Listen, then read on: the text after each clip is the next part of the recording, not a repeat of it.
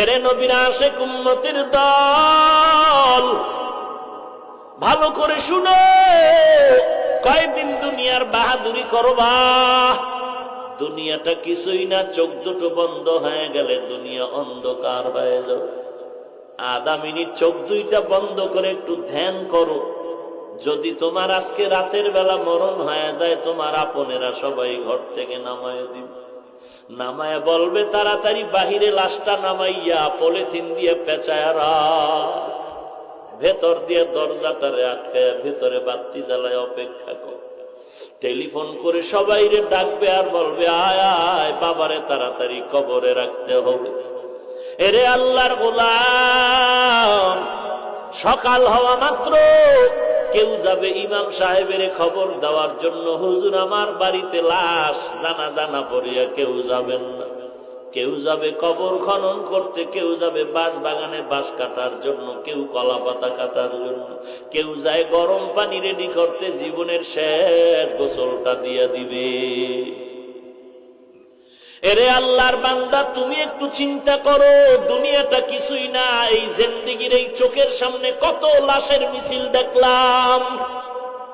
কই গেল আমার দাদা, কই আমার নানা, কই আমার চাচা, এক এক করে সবাই বিদায় হয়ে গেল। কই আমার বন্ধু, এক এক করে সব বিদায় হয়ে গেল। কখন জানি মাইকে আমার আওয়াজটাও এসে যায়। দুনিয়াটা কিছুই না রে যুবক, একটু ডানে বামে তাকায়া দেখ, তোর আপনজন কত বন্ধু বান্ধব যুবকেরা কবরবাসী হয়ে গেল। বাঁশবাগানে রেখে আসলি, দেখ এমন একটা জায়গা কবরস্থান বাঁশবাগান, যেখানে দিনের বেলাও যাইতে ভয়, কারণ বাঁশবাগান সাপ থাকার গর্ত। ওই গর্তের মধ্যে তোরে একা একা ফলাইয়া সবাই চলিয়া যায়, কেউ তোমার আপন নাই। তুমি এখন একা একা তোমার তিনখান সাদা কাপড়ের প্যাকেট বানায় কবরে রাখতেছ। আল্লাহর নবী বলেন, আল কবর রাউযাতুম মির রিয়াজিল জান্নাহ আও হুফরাতুম মিন হুফারিন নার। কবর হবে কারো জন্য বেহেশতের বাগান, আর কারো জন্য হবে জাহান্নামের গর্ত। এরে আল্লাহর বান্দা, কবরে তোমাকে আমাকে রাখার পরে ফেরেশতা হাজির। আসিয়া যখন কাফনটা টেনে দেখবে, ওই মাথার চুলগুলো নবীর তরিকা আছে, মুখের মধ্যে মদিনার দাড়ি লাগানো আছে। ফেরেশতারা মোটামুটি ধারণা করবে এটা নবীর একজন আশিক মনে হয় হতে পারে। এরে নবীর উম্মতের দল, আর তোমার জন্য প্রশ্নটা সহজ হয়ে যাবে। তিনটা প্রশ্নের জবাব যদি দিতে পারো, আল্লাহর অর্ডার হয়ে যাবে জান্নাতের বিছানা কবরে বিছায়া দাও। আর যদি তোমার হালাত এমন হয়, কবরে রাখার পরে যদি কাফনটা খুলিয়া ফেরেশতারা দেখে তোমার চুলগুলো মদিনার তরিকায় নাই, নবীর তরিকার দাড়িও নাই, প্রশ্নের জবাব যদি দিতে না পারো, আল্লাহ অর্ডার হয়ে যাবে কবরটা জাহান্নামের আগুন দিয়া ভরিয়া দাও। একটা নয়, দুইটা নয়, 70 থেকে 99টা সাপ কবর ভরে যাবে। এরে নবীর উম্মতের দল, মদিনার নবী বলেন, বেনামাজি নাফরমানের কবরের দুই পার্শ্ব থেকে মাটি এমন জোরে চাপ দিবে, চাপের কারণে পাজরের হাড্ডি চুরমার হয়ে যাবে। এই যে আযাবের অবস্থাটা দুনিয়ার সব মাখলুকাতেরা দেখবে, মানুষ আর জিনেরা দেখবে না। যদি দেখতো কেউ সংসার করতে পারত না। কারণ নবীর কন্যা, নবীর মেয়ে ফাতেমা রাদিয়াল্লাহু তাআলা আনহার ক্ষেত্রে আপনারা ঘটনা জানেন। কবরে রাখার সময় নবীর সাহাবী ডাক দিয়ে কয়, কবর কারে রাখতেছি জানো? নবীজির কন্যা, নারীদের সরদারিনী ফাতেমা রাদিয়াল্লাহু আনহা। ইমাম হাসান ও হুসাইন তার মা,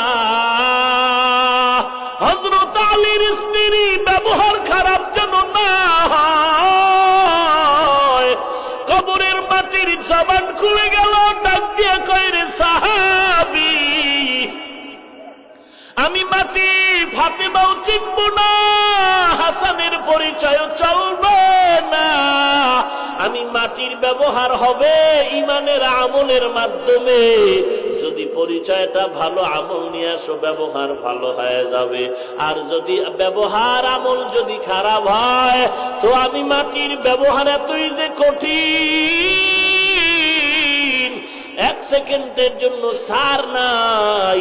ওই কবরের আওয়াজ শুনে সাহাবী চিৎকার দিয়ে বেহুশ হয়ে পড়ে গেছে, আর জীবনে সংসার করতে পারে না, কবরের চিন্তা মাথায় ঢুকে গেল।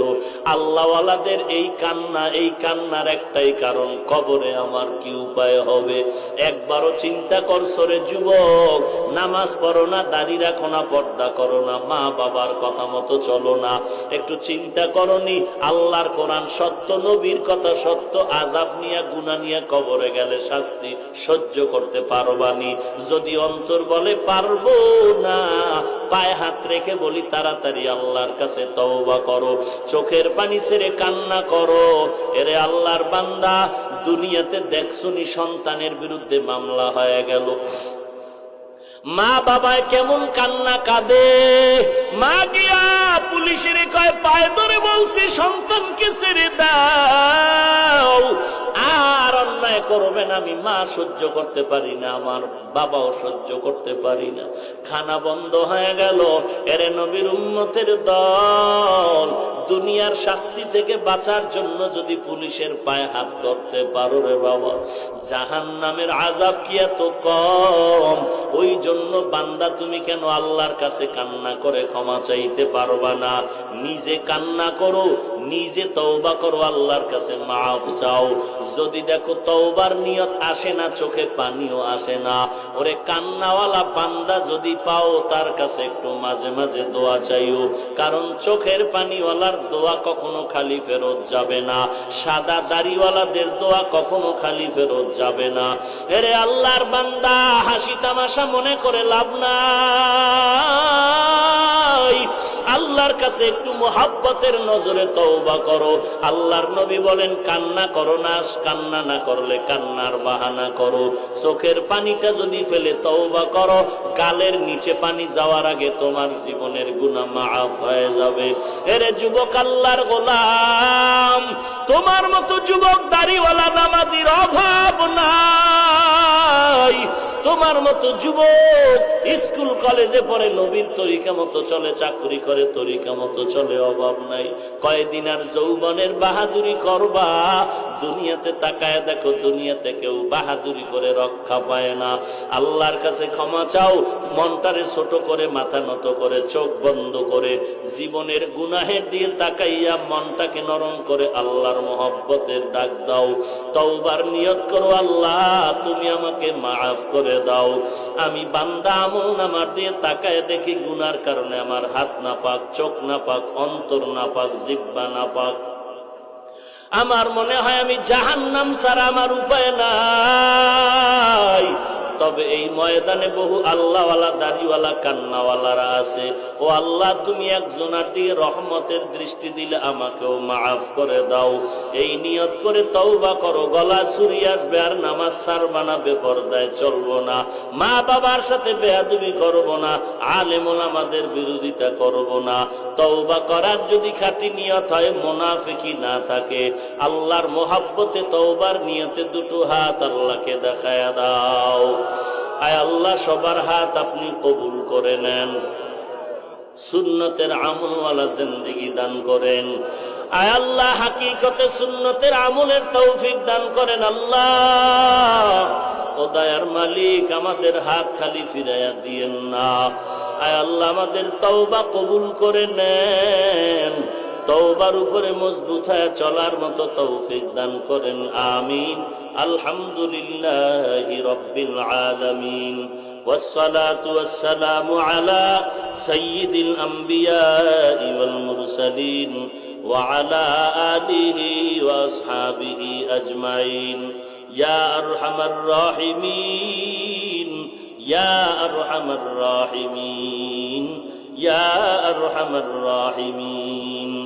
রব্বিরহামহুমা কামা রব্বায়ানি সগীরা। ও দয়ার মালিক, কুদরতের নজর দিয়ে তাকায় দেখেন, আপনার কত আশেক পাগলেরা এই ময়দানে হাত তুলেছেন রে আল্লাহ। কত উলামায়ে কেরাম হাত তুলেছেন, কত সাদা দাড়িওয়ালারা হাত তুলেছেন। আয় আল্লাহ, কত ব্যবসায়ী, চাকরিজীবী, কত ছাত্র ভাই, কত যুবক, কত শ্রমিকরা হাত তুলেছেন। আয় আল্লাহ, আমরা সবাই গুনাহগার, জাহান্নামের আসামি হয়ে গেছি। গুনাহের কারণে তারায়া দিয়েন না রে মালিক, জাহান্নামের আযাব সহ্য করতে পারবো না রে আল্লাহ। মেহেরবানি করে নবীজির মোহাব্বতে জীবনের সমস্ত গুনাহগুলো মাফ করে দেন। আয় আল্লাহ, আজকের মাহফিল কবুল করে নেন। নবীজির মোহাব্বতে আমাদেরকে মাফ করে দেন আল্লাহ।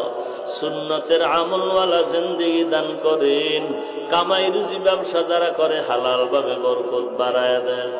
আয় আল্লাহ তাআলা, সারা দুনিয়াতে শান্তি দান করেন। বাংলাদেশ শান্তির দেশ বানায় দেন।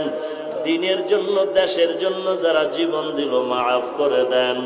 এখনো যারা কাজ করে, প্রশাসনিক ভাবে যারা কাজ করে, দিনদার বানায় দেন আল্লাহ।